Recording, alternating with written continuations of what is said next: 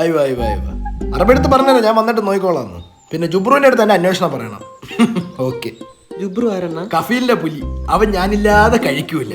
പിന്നെ അറബിയുടെ പെണ്ണും പിള്ള, അവള് ഞാനില്ലാതെ പുറത്തോട്ടും പോവില്ല. ഇവനല്ലേ അവരുടെ ഡ്രൈവർ, പിന്നെ അവളങ്ങനെ പോവും? ഡേയ് അതുകൊണ്ടല്ല, ആ വീട്ടിൽ ഞാനിപ്പോ ഒരു അംഗത്തെ പോലെ ഉടനെ റേഷൻ കാർഡിലൊക്കെ പേര് വരും. അവിടെ റേഷൻ കട ഉണ്ടോ? പിന്നെ അവിടുത്തെ അറബി ഇവിടെ വന്ന് വാങ്ങിക്കുവോ? എടാ ഇവിടെ അരിയും പച്ചരിയും കിട്ടുന്ന അവിടെ കുബൂസം മയണൈസും.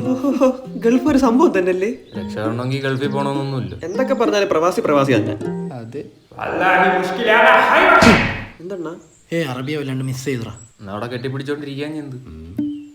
നീ ജീവിതത്തിൽ എല്ലാം തകഞ്ഞവനെ കണ്ടിട്ടുണ്ടോ? കണ്ടോ? അവിടുത്തെ ക്ലോറിൻ വെള്ളത്തിൽ കുളിച്ചിട്ടാന്ന് തോന്നില്ല, മുടിയൊക്കെ അങ്ങ് പോയല്ലേ? അല്ലടാ അത് ഞാൻ വലത്തോട്ട് ജീപ്പേറ്റോണ്ട്. അല്ലടാ നീ നോക്കിയ മുടി പോയില്ലേ അവന്റെ? ആണെണ്ണ? ഇല്ലടാ പോയിട്ടില്ലടാ. അപ്പൊ നേരത്തെ പെണ്ണ് കെട്ടിക്കില്ലേ, തല ഉള്ള പപ്പം കൂടെ ഇവിടെ പോകും. അല്ലാണ്ട് ഡെസ്പാവാതെ നമുക്ക് വേറെ വഴിയുണ്ട് അതിന്. എന്തോ അതിനല്ലേ ഹെയറോക്രാഫ്റ്റ്. എയറോക്രാഫ്റ്റ്. അവർ ഈ hair transplant, GFC, PRP treatment ഒക്കെ അടിപൊളിയായിട്ട് ചെയ്തു തരും. അവർ 2006 സ്റ്റാർട്ട് ചെയ്തതാ. ഇപ്പോൾ അവർക്ക് ഇന്ത്യ തന്നെ 20-ലധികം ബ്രാഞ്ചുകളുണ്ട്. അത് മാത്രമല്ല അവർക്ക് സ്കിന്നിന്റെ ഡെന്റലിന്റെ ട്രീറ്റ്മെന്റ് ഉണ്ട്. 100% റിസൾട്ട് ഉറപ്പാ. അതുകൊണ്ടാണ് ധൈര്യമായിട്ടിരി. ധൈര്യത്തിന് കുറവൊന്നുമില്ല.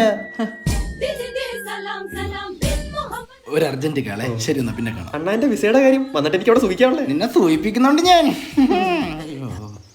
അതാ അതാ ഉസ്ബുർ കഫീൽ ഉസ്ബുർ വന്നിട്ട് ഞാൻ പുലിയുടെ ചെട്ടി മാറ്റുന്നുണ്ട്. ചട്ടമാറുണ്ടാ മാഫി. അതിന്റെ ഇടയ്ക്ക് അവന്റെ വിസ ഇവിടെ നിന്നിട്ട് ഇറക്കാം.